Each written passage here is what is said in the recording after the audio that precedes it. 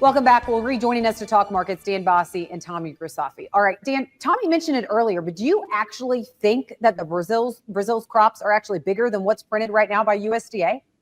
Well, we think so on corn. We think in the corn market, we're looking at something well over 130. My team in Brazil is down there measuring some yields. We're getting very good yield data. As we look at it, a 130 to 132 corn crop today is not unquestionable, with Mato Grosso yields being record large. So I think this is something the market's starting to think and digest as we go forward.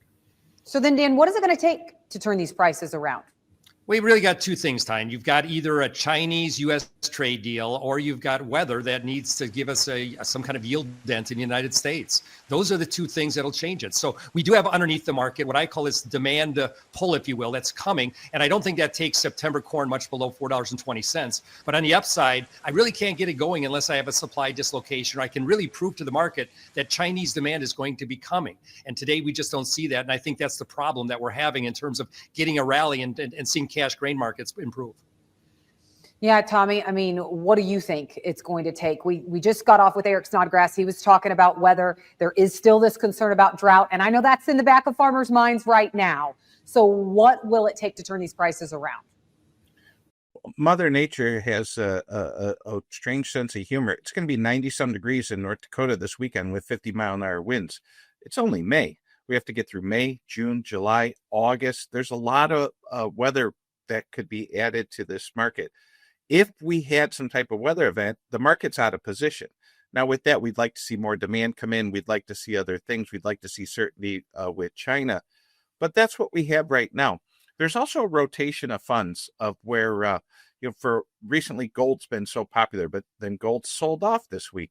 We'll see if that money could come back into commodities. The worst thing the corn market has going on for it is that it's corn, that it's the wrong yellow commodity. It's not gold.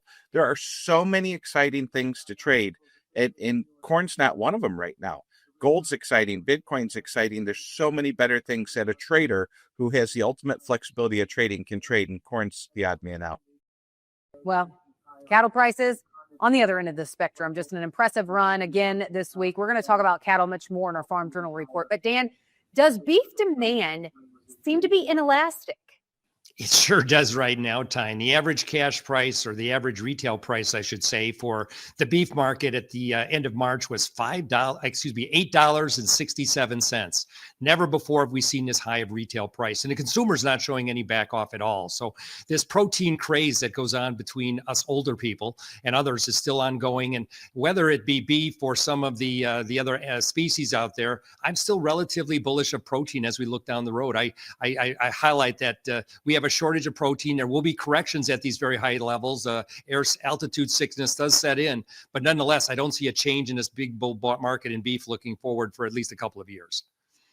Tommy, Dan doesn't see a change for at least a couple of years. At prices this high, what do cattle producers need to be thinking about? What their choices are. A cattle producer who's unhedged must feel like the smartest man or woman out there. I've traded long enough to know when this ends. They never email you. Number one, look at LRP insurance. It's a great product. Put options. And then ultimately, if you love the price, I'm very comfortable selling futures for people if they love the price. But you have to have the banker on board. If your banker doesn't understand what's going on, you need a new banker. All right. Tommy, Dan, thank you so much for joining us. We need to take a quick break, and then we're checking in with Machinery Pete for Tractor Tales right after the break.